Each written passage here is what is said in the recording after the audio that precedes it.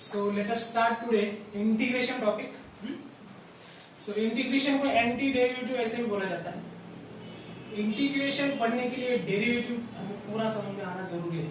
Derivative के जो फॉर्मूले हैं उसी से हम इंटीग्रेशन के फॉर्मूले डिराइव करने वाले हैं. ठीक है. इंटीग्रेशन माने क्या रहता है? एंटी डेरिवेटिव रहता है.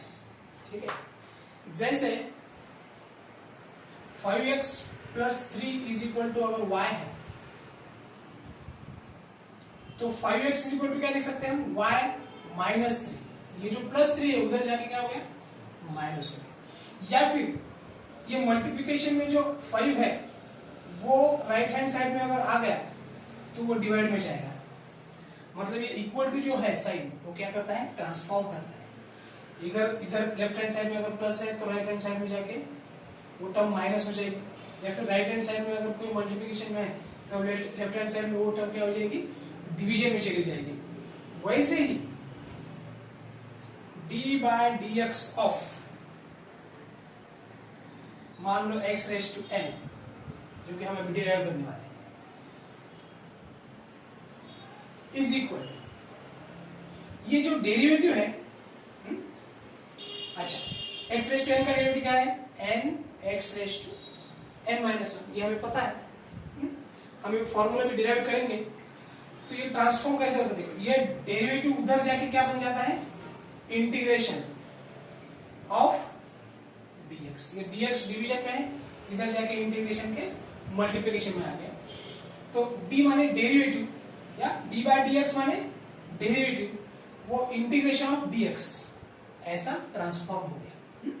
ठीक है. तो यहां पे बचा हमारा x रेस टू n और ये हम एज इट इज लिख लेते हैं n x raise to n minus 1. तो यहां पे जो है d by dx right hand side में जाने के बाद क्या बन गया? Integration of dx. ये टर्म तो हमने एज इट इज लिखी है. अभी यहां से हम ये फॉर्मूला कैसा आया वो हम क्या करेंगे? फाइंड करेंगे. ठीक है. तो अभी ये मिटा देता हूं मैं.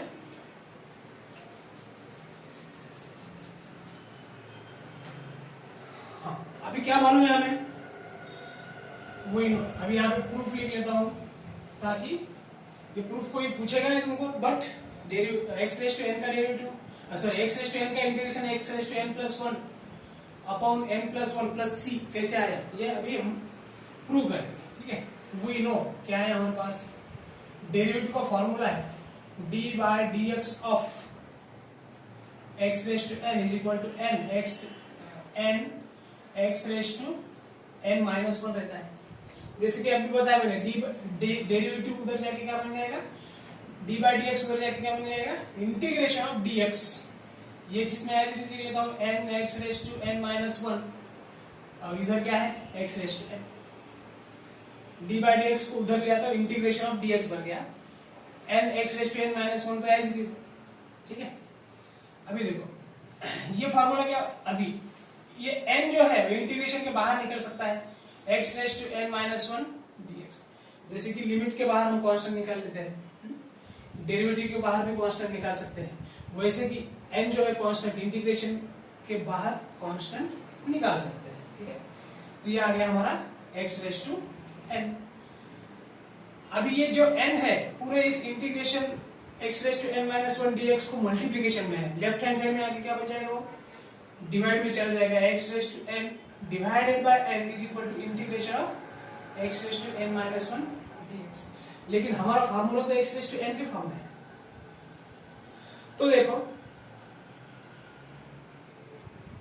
यहां पे n माइनस 1 है तो यहां पे n डिवाइडेड बाय n है. x raise to n divided by n है. ठीक है.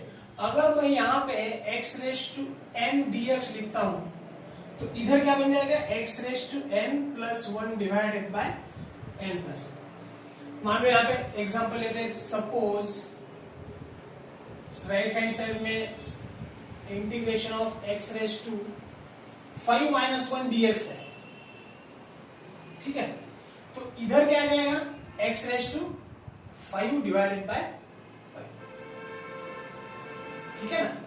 मतलब integration of x raise to n अगर लेंगे हम तो इधर क्या आएगा, इधर जो भी टर्म है उसका एक ऐड हो जाएगा, ठीक है, उसमें एक ऐड हो जाएगा। यहाँ पे n माइनस वन है, यहाँ पे मैंने n लिखा, n plus one divided by n plus one. तो integration of x raise to n is equal to x raise to n plus one divided by n plus one, ऐसा रहेगा। मतलब यहाँ पे क्या हो गया, वो x रेज टू 4 dx का इंटीग्रेशन क्या हो गया, x रेज टू 5 अपॉन 5, या फिर x रेज टू 4 dx का इंटीग्रेशन क्या हो गया, x raise to 4 plus 1 divided by 4 plus 1, x raise to 4 plus 1 divided by 4 plus 1, ठीक है ना।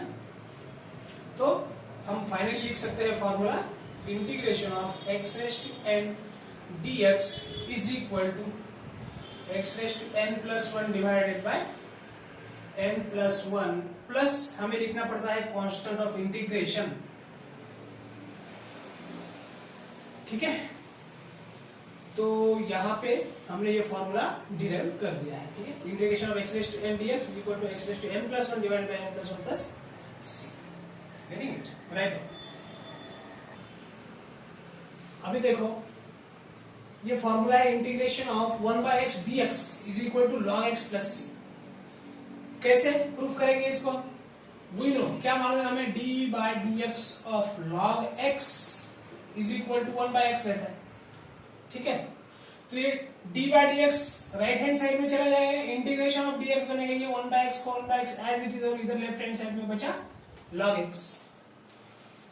तो देखो 1 by x dx, integration of 1 by x dx is equal to क्या है, log x, ये बन गया हमारा formula. So integration of 1 upon x dx is equal to log x plus c, this is our formula for 1 by x dx का integration क्या है, log x plus c। क्यों, क्योंकि log x का डेरिवेटिव 1 बाय x, इसलिए 1 by x का integration log x plus c, ठीक है, राइट।